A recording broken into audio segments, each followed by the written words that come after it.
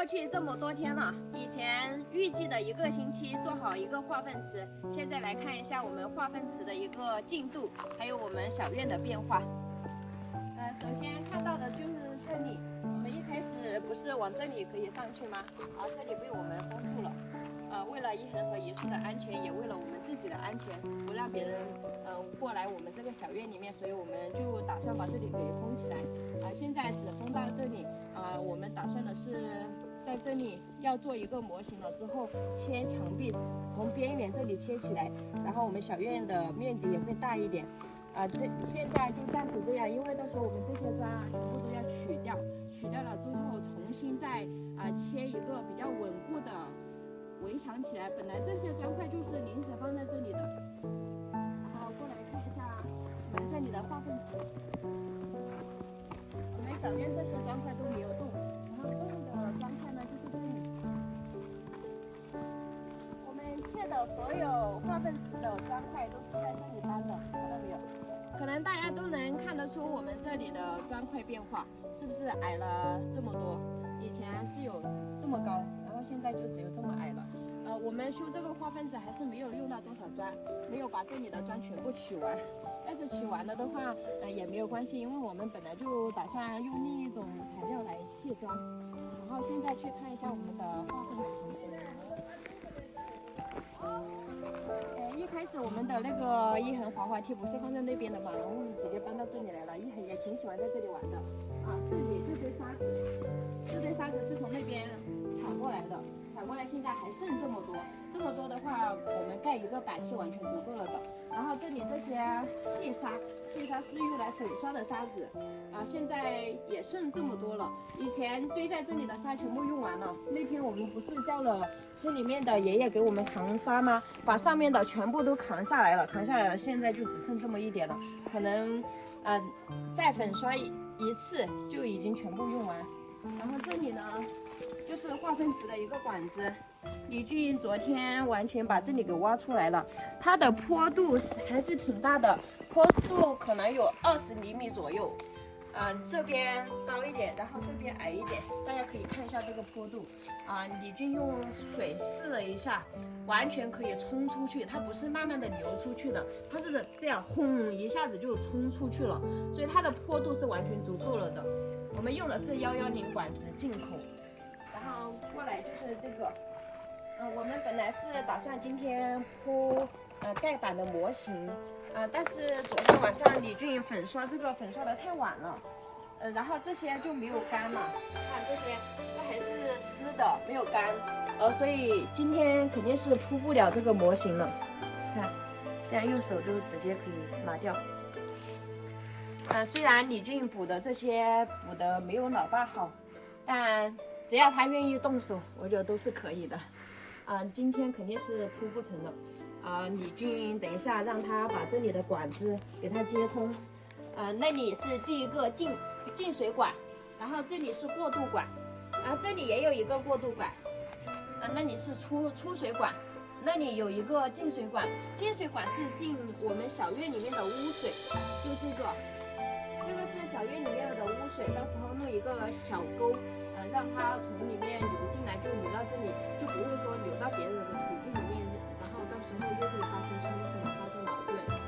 所以我们都把这些所有的后患都给解决掉，到时候肯定就没有那么多麻烦事情了。最主要的就是我们小院的这些泥巴和石子，不知道我们要堆到哪里去，因为这四周围都没有我们多余的地了，全部都是别人的。然后我们只能在我们自己的地盘上解决这些泥巴和石头。大家有没有更好的办法，让我们能完美的处理掉这些？你看我们这里还有这么大一堆石头和泥，我们到时候把它掏到这里来，这里也放不了多少，肯定是放不完的。我们会把这些砖块给弄开了之后，可能又会挖出来一点，然后用水泥倒起来嘛，这样子的话它才会很坚固。然后挖出来的泥呢，我们又不知道怎么处理了，所以我们到这里来，只有这1亩3分地是我们的，然后所有的都已经用完了，都不知道往哪里堆了。其他的地方我们堆了，然后别人又来找我们了麻麻烦，所以我们真的没办法。我们现在化粪池也解决了，我们这边这一段就全部是铺的石头因为我们到时候会在外面做一个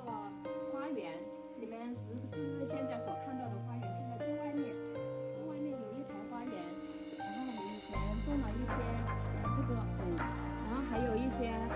仙人掌，还有一些向日葵，大家还记得吗？都是种在这外围的。现在我们就打算的是把这个花园给切到里面来，然后这个围墙往外面移，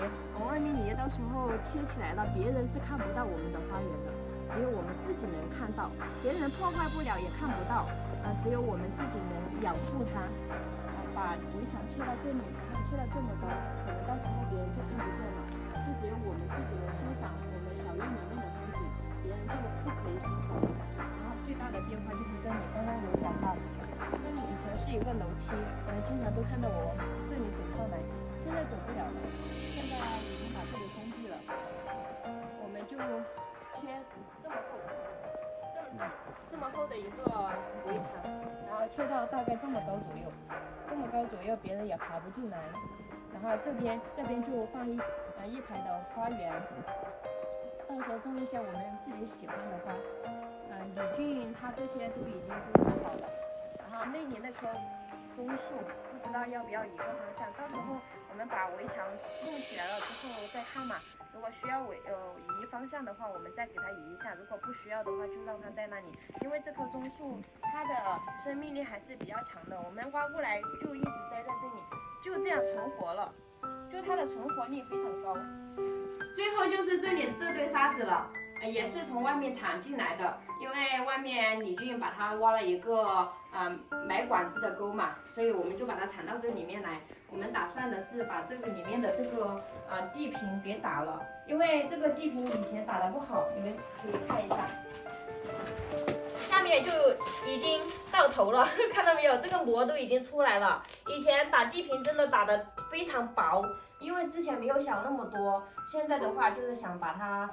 做好一点。然后把这个地坪给它打完了之后，把那个火炉给搬到这个屋子里面来烤火，可能是会温暖一点，而且做的人也会多一点。因为现在那个火炉在那里可能非常的局限。